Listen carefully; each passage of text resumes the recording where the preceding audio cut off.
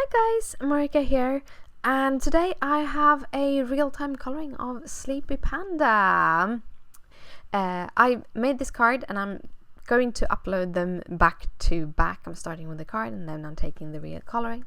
I've been asked if I can show the real-time coloring, so I thought that I would try this out for a little while, see how long time it takes me to actually do the voiceovers over the real time, or fix the real time, how long they take for my computer to export, stuff like that.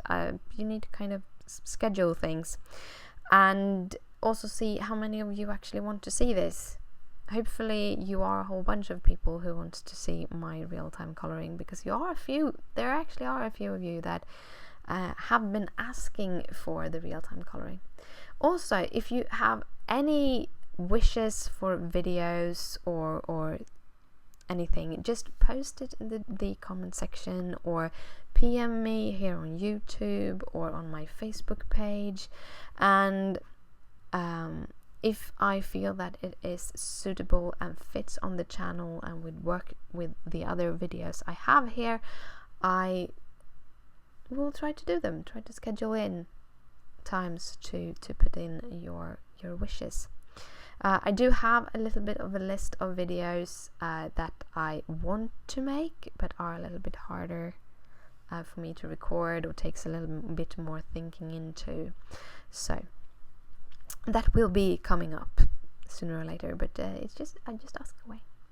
So for the coloring today, I am coloring a little panda, and for the white parts of the panda I'm using grays.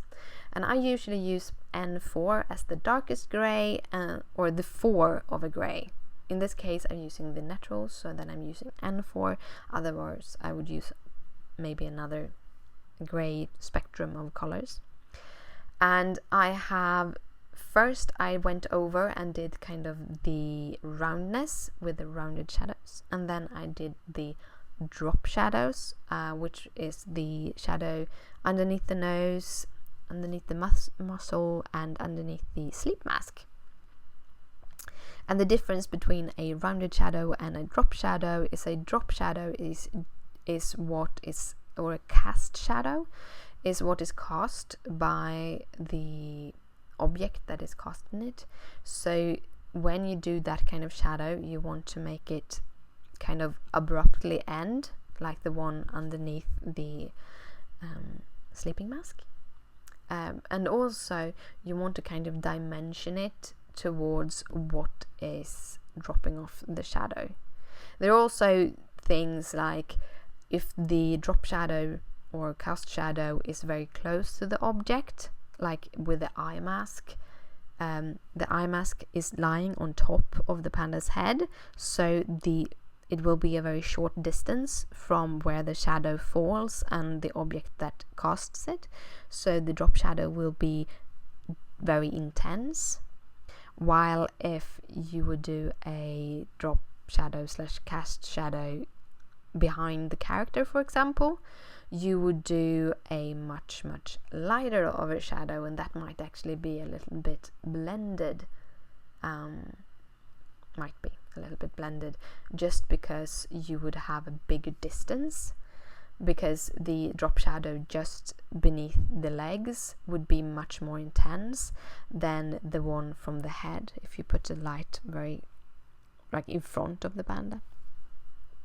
So those are kind of things I think about when I do my shading, and most of it goes automatically, but I have learned a lot from both videos on the internet. YouTube have a lot of resources on how to color, but also I do love the Make It Crafty tutorials. They are ebooks. You work on your own terms, your own time, but you can always get help and constructive criticism or tips and ideas from the Make It Crafty group. So just a tip, if you want to learn how to color more things, I really like those ebooks. They include so much more than just how to color this specific dress. It's more of a overall how to do a fold, how to do that, or faces. She has a lot of good tips and tricks on how to color faces. I think there is a couple of more tutorials, but I've read all of them and they are awesome. So back to the coloring. I have colored the pajamas now. I'm being very careful for the stars because I am going to base them in a color and then I'm going to add gold on top. And because I'm going to base them in a color that isn't blue, I don't want to have blue on top. If I would have made them white, there would be a possibility to just color over everything and then go in with a gel pen or a pencil or a paint marker. Posca have paint markers that work great with it. But as I am going to go in doing them golden, I'm not coloring them in. So I'm doing a little test here in the corner, you see, because I know that Y28 is I think it's called golden, lion gold or something like that. You probably see it better than I do. It's a beautiful gold-ish color, but it doesn't have any kind of shine. And I wanted to have shine because this image is like a cute little sleepy panda and it's going to be on a galaxy background and all of that. So I'm just basing the stars in the Y28 and then I'm going in with the Wink of Stella gold pencil or brush marker. And when you use the colored Wink of Stella tip from me, using the colored Wink of Stella, the Wink of Stella have mica powder in them. That is what makes things shine. And the mica powder is actually pretty hard to get even. It has a tendency to come out in smaller or thicker amounts. And also when you do with a Copic marker, you just go over once again and you will have a better blend if you get it spotty. With a Wink of Stella, that is much harder because you don't really have control on how much mica and where the mica lies. So when you go over again, you have a tendency to just get more mica powder in clumps in different places. And then by basing this in my golden pen in the Y28 first, I kind of mute the white and therefore the clumps of the mica won't show up as much. Also, the colored pencils or brush markers from Wink of Stella, they have quite a lot of pigment in them.